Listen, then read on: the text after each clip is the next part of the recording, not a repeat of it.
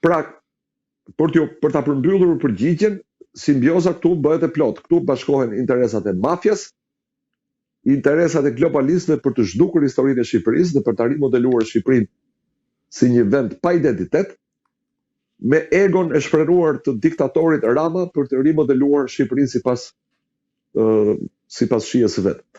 Si piktori dështuar, njësoj si Hitleri, Rama kërkon ta bëjë Shqipërinë pikturën e vet që nuk e pati kurrë. Duke pasur gjithë të dosje në duar, po themi, sa i përket qoftë edhe në parim, por nisur edhe nga fakti që protestuesit e kanë depozituar në SPAK librin Albanian Files, siç thatë ju që edhe vetë dokumentari është një provë konkrete. Në këtë rast, a mendoni se SPAK-u mund ta thrasë Edi Ramën të paktën qoftë edhe për ta pyetur? Jo. Përshtypja ime, qofsha unë i gabuar, uroj shumë që mund të dal i gabuar në fund, por përshtypja ime sot për sot është që SPAK-u është i tretur. Nuk guxon ta thrasë Edi Ramën. Dhe nuk besoj se do ta thrasë ndonjëherë për sa kohë ai është në pushtet. Do duhet ishim një vend normal që të ndodhte kjo, që të thritej kryeministri. Ne nuk kemi vend normal. Në këtë rast, se ju përmendët aspektin e narkotrafikantëve, por të dalim te pjesa e asaj që derdhi gotën, pra, te pjesa e Zvërnecit.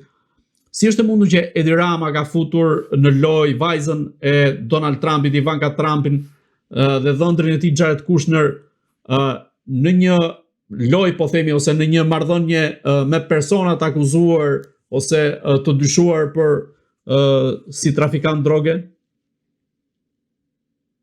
Po pse habiteni ju për këtë? Pse ju mendonin se Jared Kushner është shenjtor dhe nuk ka punuar ndonjëherë me trafikantë dhe me kryeministrat korruptuar? Jo, duke pasur parasysh raportin me Donald Trump. Po, patjetër, po. Po Jared Kushner është sekser. Shiko, Jared Kushner është personi që ka larguar nga Donald Trump Chris Christie, prokurorin që ka hetuar babain e Jared Kushnerit. Nuk e di sa e dini dhe sa ju intereson kjo aferë, nëse doni mu ta them me dy fjalë. Po. Atëherë, që të kuptoni se me kë kemi të bëjmë, që Jared Kushner nuk është as shenjtor, as një politikan i pa korruptuar, as një njeri me virtyte, me parime të forta morale. Babai i Jared Kushner, përveç se një evazor i madh fiskal, ka shkuar deri në ekstremin që ka paguar një prostitut që të josh dhe të bëjë seks me kunatin e tij, me burrin e motrës, në një hotel ku ai kishte vendosur kamera, e ka regjistruar ngjarjen dhe ja ka dërguar të motrës me post kur ajo kishte një fest familjare, nuk e mbaj mend ditëlindjen e saj, ditëlindjen e burrit, po s'ka rëndësi kjo. Pra i ka prishur festën.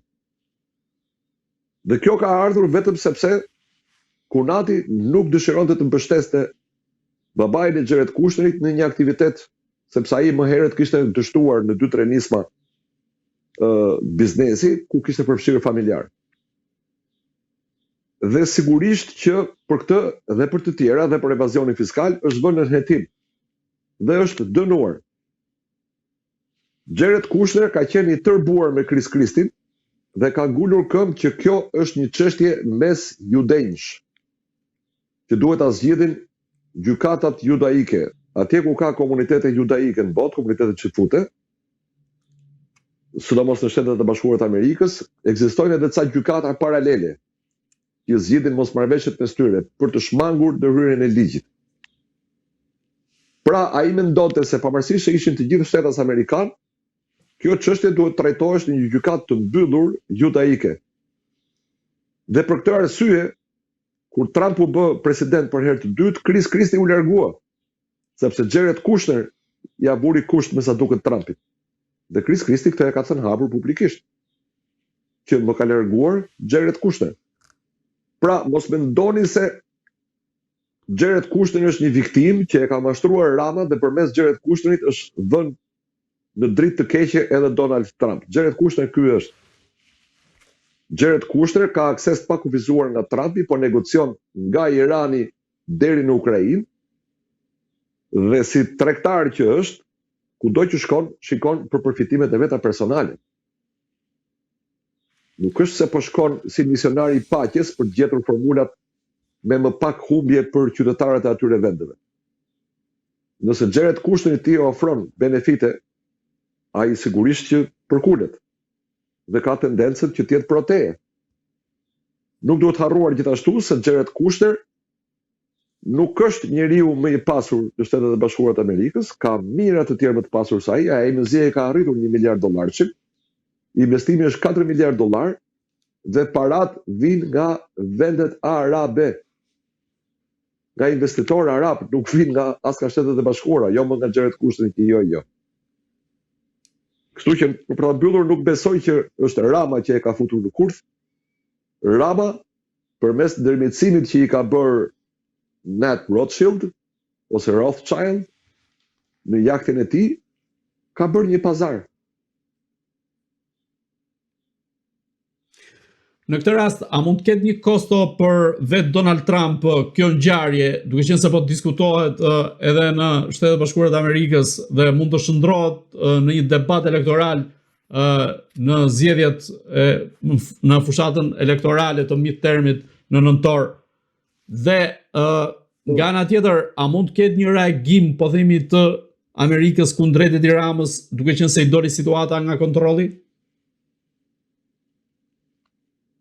Trump është në mandatin e dytë dhe të fundit.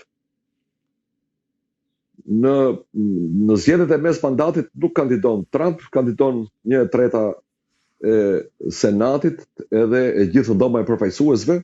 Ata të gjithë në mënyrë individuale mund të distancohen nga Trump për këtë çështje.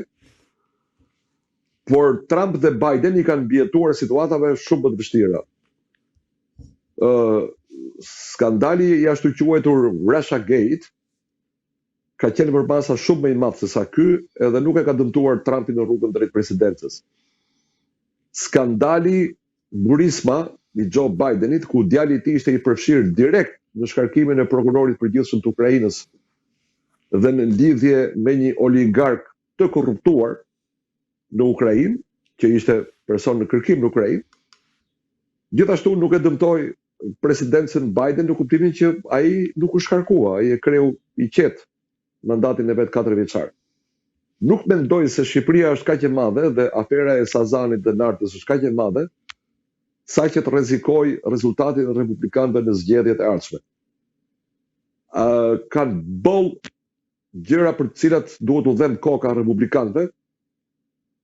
Kanë luftën e Iranit, kanë vrasjen e Charlie Kirk, kanë nivelin ekonomik që nuk po përmirësohet, shkëmbimet tregtare që nuk po përmirësohen, luftën e Ukrainës që Trumpi kishte thënë do ta mbyllë brenda ditës dhe nuk e ka mbyllur dot.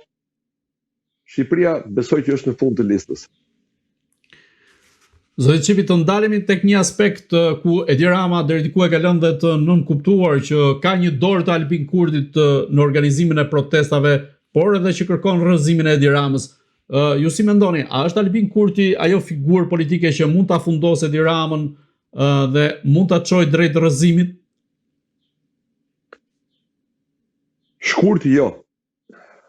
Albin Kurti e ka testuar logon e tij, vetëvendosjen në zgjedhjen në Shqipëri dhe ka parë se nuk ka mbështetje. Shqipëria nuk është Kosova, Albin Kurti nuk ka atë histori politike në Shqipëri që e ka në Kosovë. Unë mendoj që kjo është një nga shashkat e shumta që ka lëshuar Rama.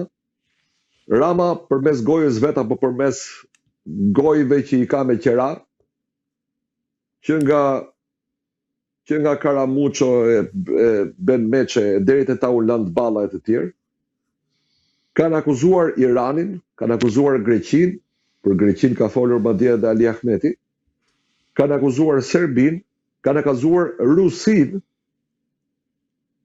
dhe tani do të akuzojnë sigurisht edhe Albin Kurtin, nesër do të akuzojnë edhe, nuk e di, në një parti italiane, apo zvicerane, apo skandinave, po e gjitha kjo nuk e mbulon dot vërtetën. Njerëzit janë të lodhur, njerëzit janë të irrituar sa s'ka më, njerëzit tanë boll është boll. Dhe pika kur thanë boll është boll është kur pan një qytetar të zvarrisej, të tërhiqej zvarr pra nga polici private të veshur si kriminal në pranitë policisë shtetërore që bënte sikur nuk ishte aty. Po a është kjo arsyeja pse kanë dalë? Jo. Arsyeja ka qenë akumuluar prej kohësh. Tërheqja e qytetarin në Zvërnec ka qenë detonatori që e shpërtheu gjithë zemrimin.